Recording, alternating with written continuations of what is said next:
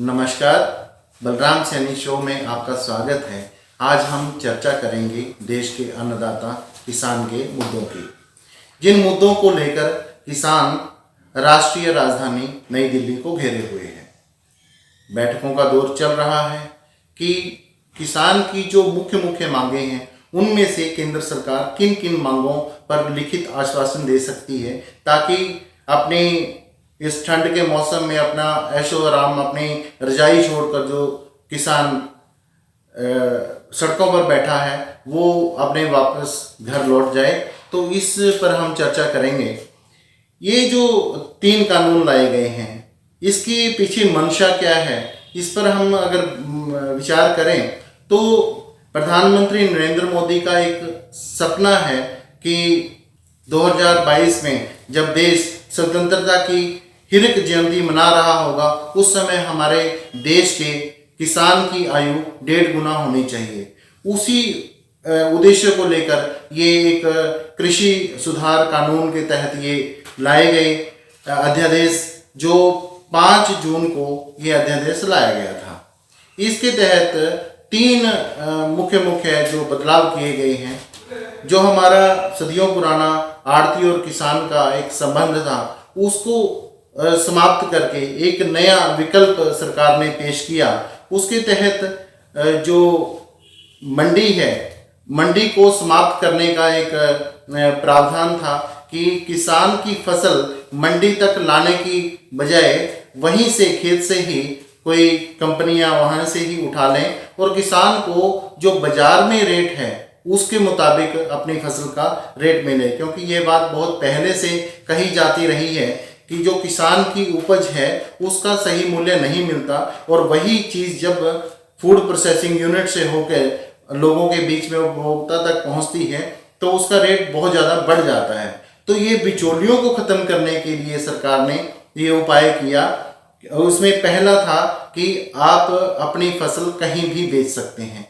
दूसरा जो उपाय किया गया है वो किया गया है कि कॉन्ट्रैक्ट फार्मिंग का, जो किसान है वो किसी भी कंपनी के साथ एक एग्रीमेंट कर सकता है, कॉन्ट्रैक्ट कर सकता है और उसके तहत अपनी जो है फसल वहाँ पे बेच सकता है। तो वो कंपनी और किसान के बीच एक एग्रीमेंट होगा, तो जिसके तहत खेती होगी। तीसरा जो मुद्दा है वो असेंशियल कमोडिटी एक्ट का है। उसमें संशोधन किया गया है। ये एक्ट 1955 का था, जिसमें 2020 में ये नया एक बहुत बड़ा संशोधन किया गया है, जिसमें जो आवश्यक वस्तुएं हैं, जो हमारे खान पीन की ज़रूरतें हैं, उनको उस एक्ट से बाहर किया गया है। तो ये 3 मुख्य मुद्दे हैं। तो इसमें से भी जो किसान को सबसे ज़्यादा इफ़ेक्ट करता है, किसान की जो आशंकाएं हैं, वो सिर्फ जो पहला मैंने बताया कि एमएसपी को लेकर हैं, जिसमें मंडी सिस्टम को ख़त्म करने की प्रयास है और डायरेक्ट किसान की फसल उसके खेत से ही उठाने की तैयारी है। तो किसान को ये आशंका है कि जब मंडियां नहीं रहेंगी तो एमएसपी नहीं मिलेगा। एमएसपी मीन्स कि मिनिमम सपोर्ट प्राइस, कि अगर किसान की फसल कहीं दूसरी जगह नहीं बिकती है तो सरकार उसको एक गारंटी देती थी एपीएमसी एक्ट के तहत कि वो एमएसपी पर सरकार उसकी फसल को खरीद लेगी।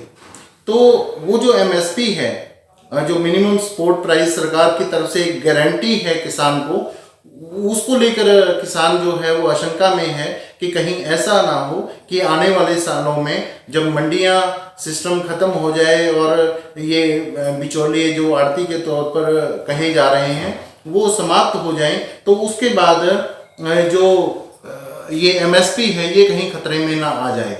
तो आज का सबसे बड़ा मुद्दा जो किसान का है, जो लाखों किसान अपना घर बार छोड़कर दिल्ली में बैठे हुए हैं, उनका सबसे बड़ा मुद्दा एमएसपी ही है।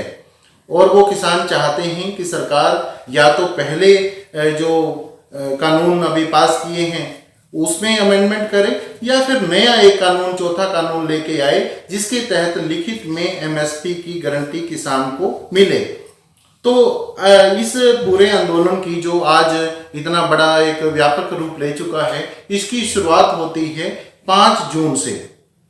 5 जून 2020 को केंद्र सरकार अध्यादेश लाती है जिसके तहत जो मैंने अभी आपके सामने डिस्कस किए हैं, ये 3 अध्यादेश के तहत ये 3 कानून उसमें रखे गए हैं। उसके बाद जैसे ही संसद का सत्र शुरू होता है तो पहले 15 सितंबर को और एक कानून पास होता है और 2 कानून जो है 18 सितंबर को पास होते हैं।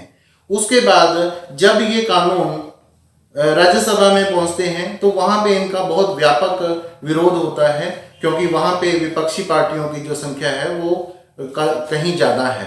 तो इसलिए वो जो विपक्षी पार्टियों के सांसद हैं वो ये मांग करते हैं कि इस कानून पर वोटिंग हो, ताकि अगर सरकार के पास बहुमत है तो कानून पास हो जाएगा, अगर नहीं बहुमत होगा तो ये बिल जो है वो राज्यसभा में गिर जाएगा और कानून नहीं बन पाएगा।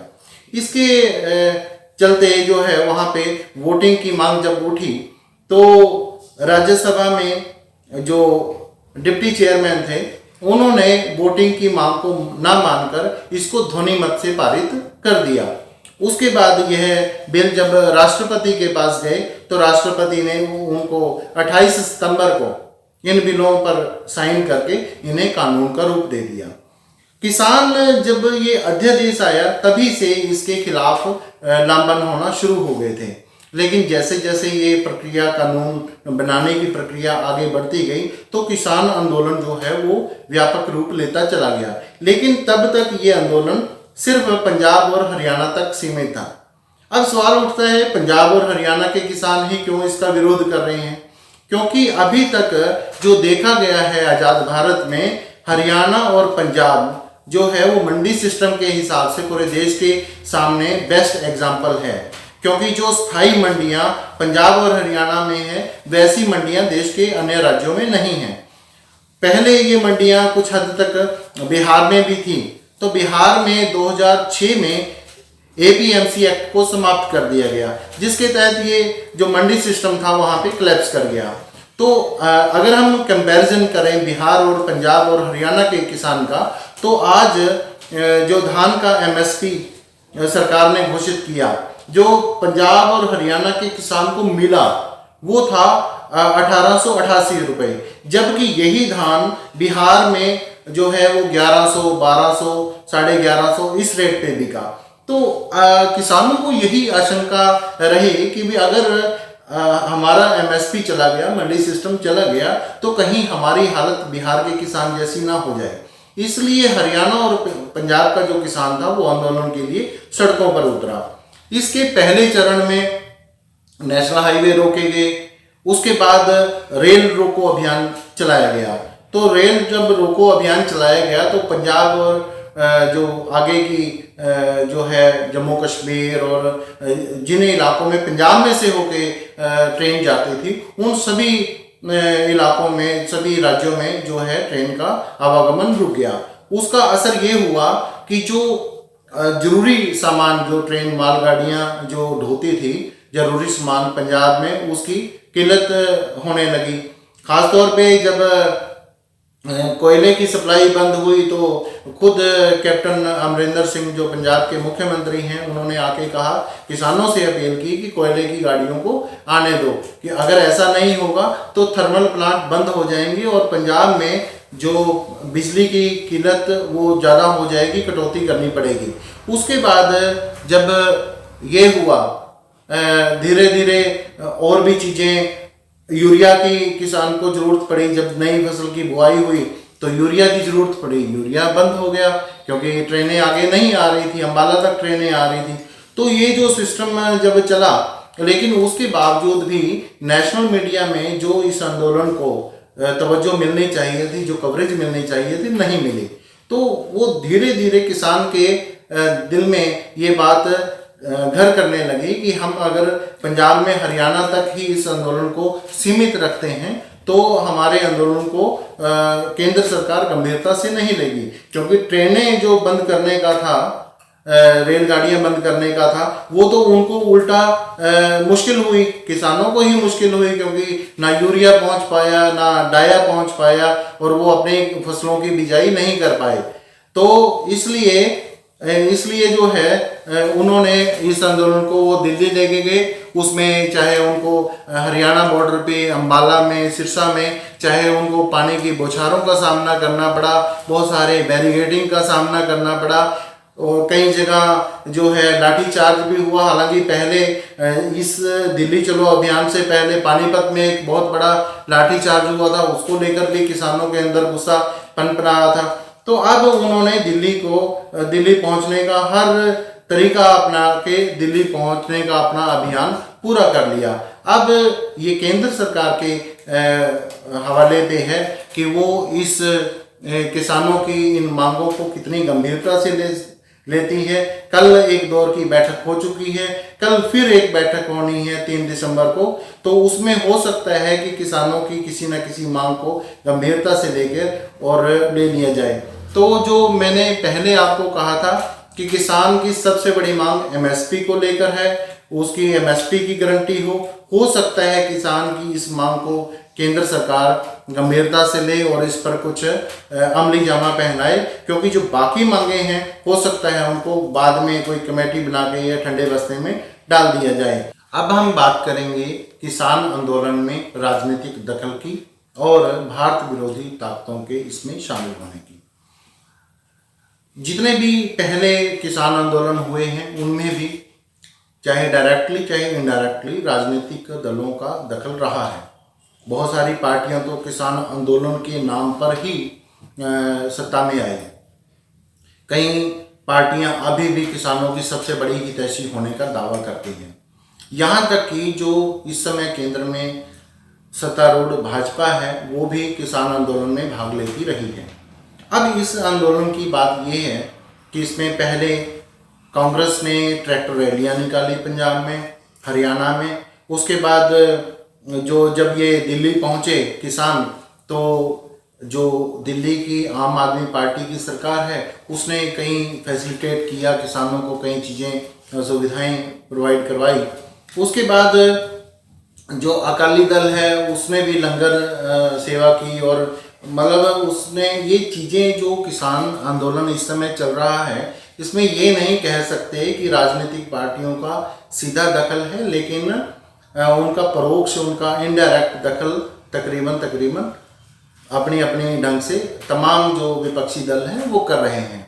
जहाँ तक भारत विरोधी तत्वों, खालिस्तानी तत्वों के इसमें शामिल होने का, इसको प्रायोजित करने की बात है, तो मैं ये कहूँगा कि जिस प्रकार से कोई भी पार्टी ये दावा नहीं कर सकती कि उसमें सभी नेता भ्रष्टाचार मुक्त हैं और कोई भी नेता आपराधिक प्रवृत्ति का नहीं है, उसी प्रकार जब इतना बड़ा इकट्ठ होता है, इतनी बड़ी भीड़ होती है जिसमें छोटे छोटे बच्चों से लेकर बुजुर्ग, महिलाएं, पुरुष जो जिसमें भाग लेते हैं, तो उसमें आप ये नहीं कह सकते कि जो जितना भी किसान के नाम पर जो लोग वहाँ पे इकट्ठे हुए हैं वो सभी किसान ही हैं या दूध के दूल्हे हैं, और उसमें कोई ऐसा नहीं, कोई शरारती तत्व नहीं हो सकता।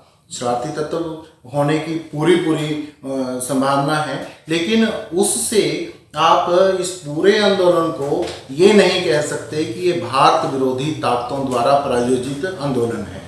अगर कोई वीडियो संदेश के माध्यम से कोई ऐसी ताकत जो भारत के खिलाफ वो करती रही है, प्रचार करती रही है, भारत विरोधी गतिविधियों में संलिप्त रही है, कोई वीडियो संदेश देती है कि जी हाँ हम किसानों के साथ हैं, जिन किसानों को कोई नुकसान हुआ है वो हम भरपाई करने को तैयार है, उसका मतलब ये नहीं है कि हम वो जो है किसान भी उनकी मदद लेने को तैयार हैं।